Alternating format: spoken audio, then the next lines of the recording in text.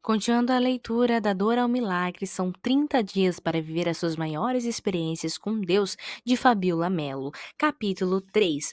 O deserto com Deus. Há um palácio sem ele. Lá em Hebreus 11, 24 e 25, vamos ler: Pela fé, Moisés, já adulto, recusou ser chamado filho da filha do faraó, preferindo ser maltratado com o povo de Deus a desfrutar os prazeres do pecado durante algum tempo.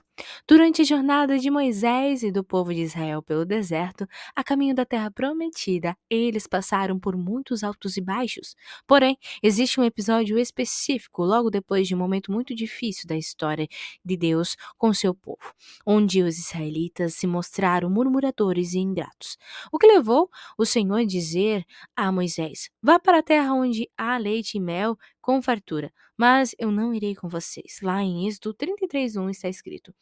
Bom, a verdade triste é que, se Deus tivesse dito isso diretamente aos filhos de Israel, eles provavelmente teriam aceitado a proposta sem pensar duas vezes. Afinal, sempre que Deus não fazia o que queriam, eles murmuravam e diziam ter saudades do Egito. Certamente suas atitudes demonstravam que eles não faziam questão da presença de Deus, desde que saíssem logo daquele deserto.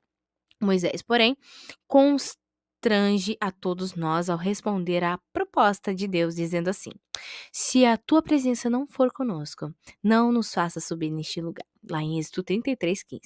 Moisés está afirmando o seguinte: Eu prefiro o deserto com a tua presença do que qualquer lugar dessa terra sem ela. Nem pensar. Essa não é uma possibilidade, Deus. Não me fale isso, por favor. Sabe o que é mais intrigante? Os filhos de Israel, que tanto murmuravam no deserto, reclamavam de tudo e viviam exaltando seus tempos no Egito. Estavam saudosos por um passado em que eles haviam sido escravos no Egito. Escravos! Moisés, por outro lado, havia sido príncipe daquela nação.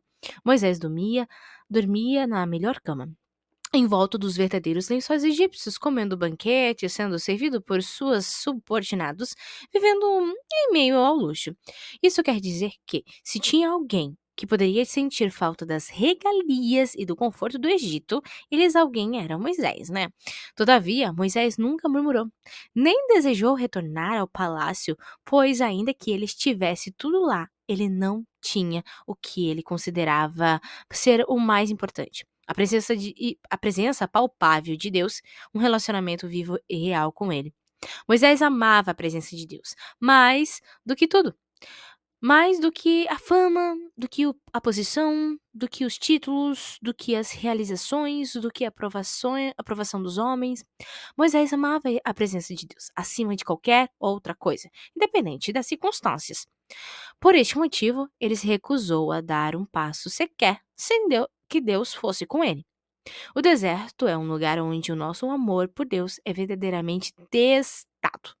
Tenho visto pessoas que antes caminhavam com Jesus e hoje estão abrindo mão dos princípios bíblicos em troca da aceitação de famosos, fama e dinheiro. Isso muito me entristece. Quanto mais o coração de Deus.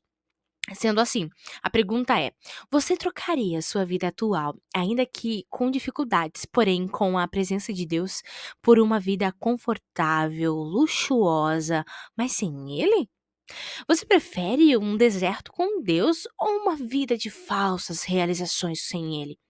Declare seu amor ao Senhor hoje, dizendo o quanto você o ama e deseja amá-lo, mas peça sabedoria para enxergar as coisas que realmente têm valor e livramento das tentações diante das manjares que este mundo oferece. Pois essa vida é passageira e aqui nada levaremos, senão a vida de experiências que tivemos com o nosso amado Jesus. Quando chegar o grande dia do Senhor, muitos lamentarão e chorarão por suas más escolhas, mas aquele que foi fiel receberá a coroa da vitória. E para finalizar, pega um papel, uma caneta e vamos aí alinhar o coração. Bom, são duas perguntas, como sempre, né? A primeira pergunta é: como você percebe a presença de Deus que sua vida durante os momentos de deserto, dificuldades e adversidades? Como isso influencia sua decisão e suas expectativas sobre as circunstâncias? Responda. 2. Refletindo sobre a história de Moisés e a sua escolha de preferir o deserto com a presença de Deus ao invés de um palácio sem ele, como você enxerga as prioridades em sua própria vida? O que você tem considerado mais importante, as bênçãos materiais e a comodidade ou a presença viva e real de Deus? Responda. Orando a palavra. Versículo para oração. Lá em Salmos 16:11 diz assim: Tu me farás conhecer a vereda da vida, a alegria plena da tua presença, eterno prazer à tua direita. Ore com as suas próprias palavras, tire um momento com Deus e anote tudo, tá bom? Até a próxima leitura. Tchau, tchau.